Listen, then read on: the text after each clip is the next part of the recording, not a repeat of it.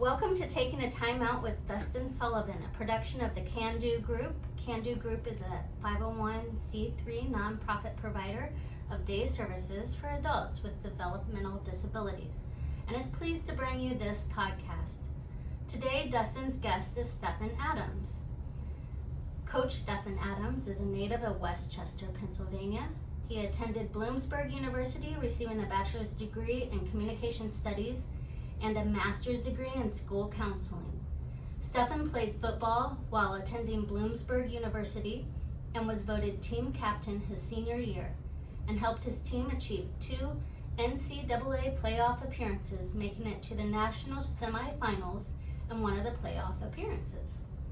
Currently, he serves as a counselor in the Findlay City Schools and is entering his second year as the head football coach. Stefan holds the Findlay High School record for most wins as a first-year coach, leading the Trojans to a 9-4 record and a regional final appearance in 2021 OHSAA football playoffs. And now I will turn the mic over to Dustin Sullivan. You turn the mic toward. Welcome to Taking the Time Out with Dustin Sullivan. Are you ready, Stefan Adams? Dustin, I think I'm ready. I got fired up off that intro. Thank you. My wife thinks I'm cool now. Yeah. So, whatever got you into coaching? It's something that I always knew that I wanted to do. Yeah. I'm not gonna. I know. I look back at my family. We grew up in the church, so we just always knew what serving people meant. So that's all I've known is helping people and serving people. So the athletics is just another way to be able to do it at a bigger capacity. So it's something I knew from day one. I knew it when I was a water boy. I knew it when I was in all the programs that I was going to all signs lead back to coaching. So was it kind of hard replacing a legend at Findlay and Mark Britzler? Of course it is. Mark done such a great job. He spent time. He cared about the program, the kids. He's a former alum. And the beauty is I got a chance to kind of be with him for 2 years as an assistant and learn from him and still pick his brain to this very day. Yeah. So what are your hobbies other than football? Good point. I would say at this point in time in my life, my biggest hobby is spending time with my family. I have a 14-month-old monster. His name is Dax John, and that's my hobby now. And I don't have time. If I'm not at school, work, or football, I'm spending time with my wife and my son, and that's, I get away to do other things, but I'd say that's number one right now. That's awesome. What is your favorite all-time movie ever? Ooh, that's on the spot. Okay, let's go. I got a couple rolling in the brain right now. Wow, Gladiator. I like Gladiator. And that has some sentimental value to me because my father, who's passed on, we would literally probably, I'm not lying to you, probably 15, 20 times a year, find some time to watch that before football games, the night before, and afterwards. So that's definitely one that sticks with me to this day. Is that one you share with your teammates? Your team, actually. Well, I don't want to spoil it, but this year, if they hear this, we're going to spend some time watching some of the clips from there. Yeah. I've done some research over the time, the off season, to find clips that really fit our culture and what we're about, and there's a lot of stuff in there that I pulled from, so they'll definitely be hearing some Gladiator this year. Okay, we got another personal question. Please. What is your dream vacation destination? Oh man, good one, Thailand. I've actually, since I was a kid, I was always intrigued by Asian architect and culture. I would love to go there and try out their Look at that, food. we might have to go. I'm with you on that too. My other dream vacation is for me? What's that? To go to Hawaii. Hawaii? My wife, you guys would be best friends right now.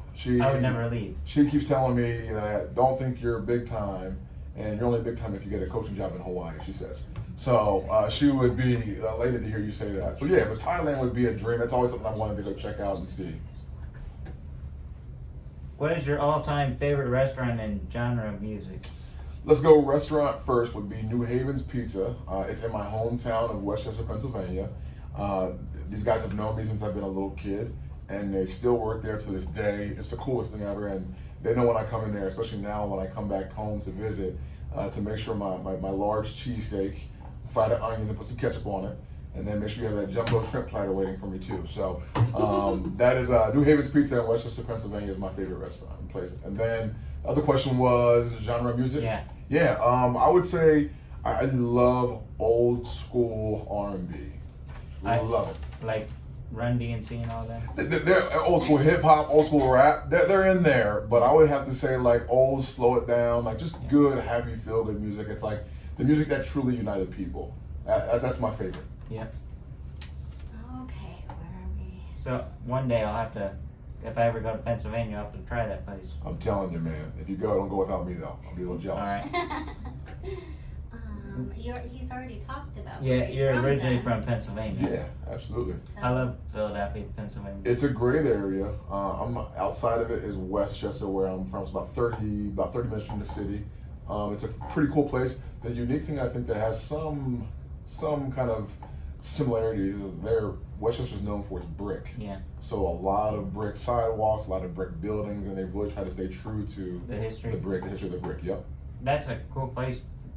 Pennsylvania has a great place for Andy Brothers.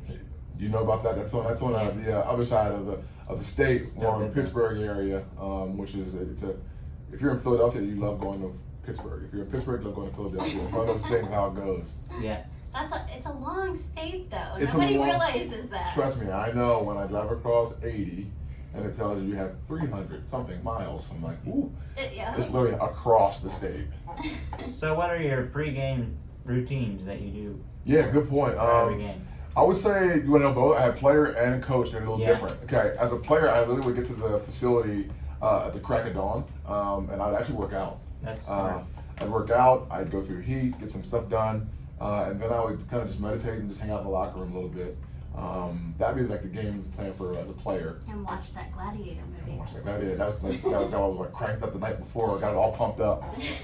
As a coach, you know what's kind of funny? As a coach, I almost got to go. I almost am better if I am not around, because literally we're in school all day long, and then that time between after school to when we actually play a game is so long that like I haven't done this in a while, but I'm going to add it to it. I'm going to start working out again before games, because I am not good with dead time. So I actually going to add my old routine as a player into what I do as a coach and start a new tradition. So what's your most funniest moment as a coach? Funniest moment. Okay, I got a good one for you. This will be this year. Okay, I realize that I am truly 34. I tried to celebrate one time, and I got so cranked up, and then I came down and heard a little on my ankle, and I'm like, oh no, and it hurt really bad, and I really probably should have been walking with a limp, but I couldn't let anybody see it. So like something actually happened in my ankle, but the next thing funny was, I think I ripped my pants too. So it was just kind of a double whammy, to say the least. That was one of my funny. I left it myself. Nobody else had to know it, but I'm like, man, you gotta get in shape, because you can't be out there spraining ankles celebrating anymore. Yep. I'm joining the 30 Club next year. There you go, man. Welcome to it. Was there any questions before that one? Well, no, we were going to go to that one. What was your most memorable moment as the Findlay High School football coach? You know, I would say there were so many this year, but I think for me, with the seniors, we had a great group of seniors. We're talking 18 guys who they had 4 coaches in 4 years. So they had a freshman head coach, Mark Ritzler, Matt Pease, Stefan Adams. So I would say the most memorable moment was really probably the first game when we beat Anthony Wayne. Watching their happiness for me and me trying to give them my happiness for them, right? The love that those guys had for each other and that I had for them. I was just so happy for them. That was one of them. I can speak on many of them, but I think just the start of like, they were like, hey coach, that's your first win. They were so happy for me to get my first win at Findlay, that I think that was just fun all around and exciting. So I think you guys might have a good chance of winning this year.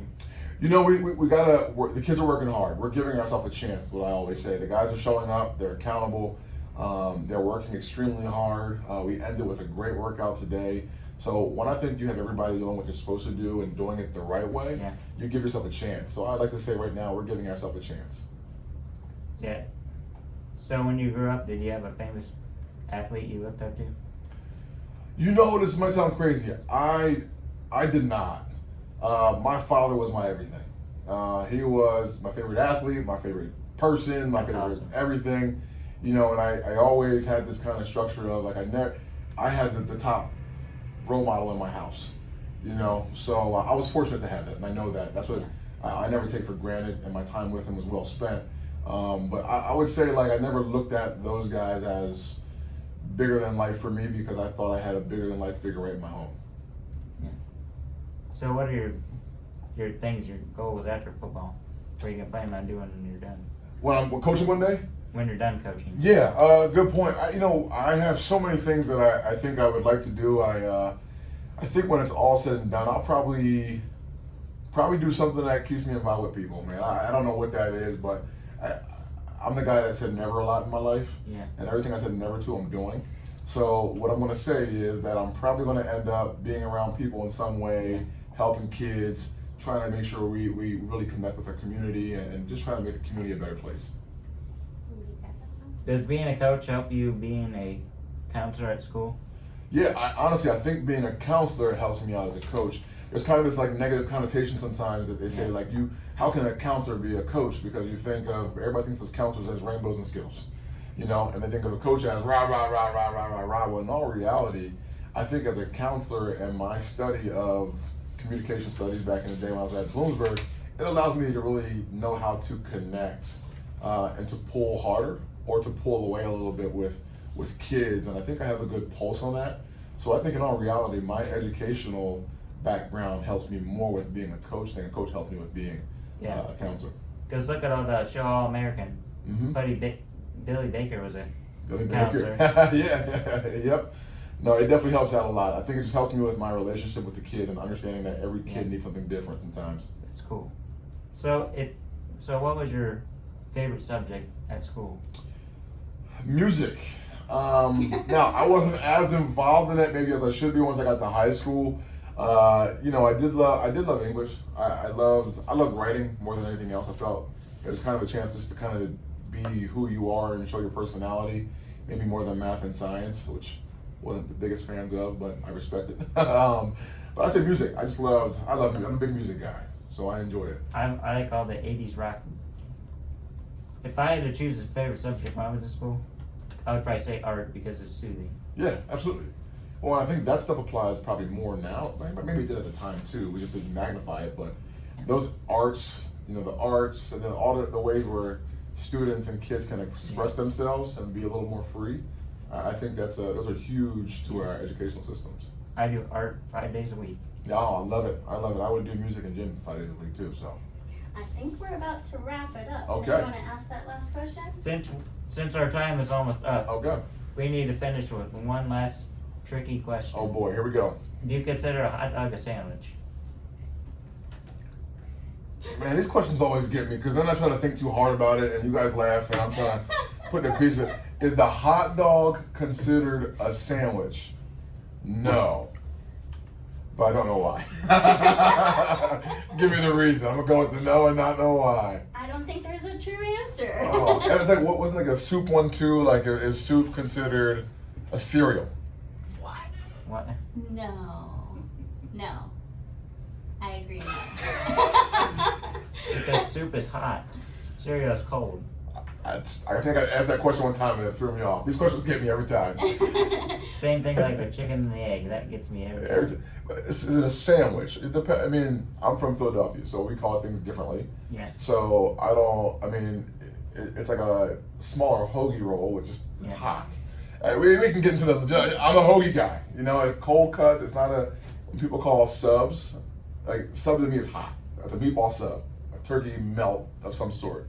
A hoagie is like cold cuts. You know, but that's Philadelphia talk right there. Gotta get some cold cuts today. Yeah. I think you gave us the most detailed I'm answer sorry. to Yeah. that question. No, that was great. I gotta figure it out. We gotta start talking about it. So. That was the best answer I've had. Well, thank you for taking a time out with Dustin Sullivan. It was nice to getting to know you, Coach Adams. We hope everyone else enjoyed getting to know a little bit about you too. That's all, folks. Thank you guys. KanDuGroup provides opportunities and experiences for adults with developmental disabilities. This can only happen with the support of area businesses and community members like you. Thank you. For more information, contact www.kandugroup.org.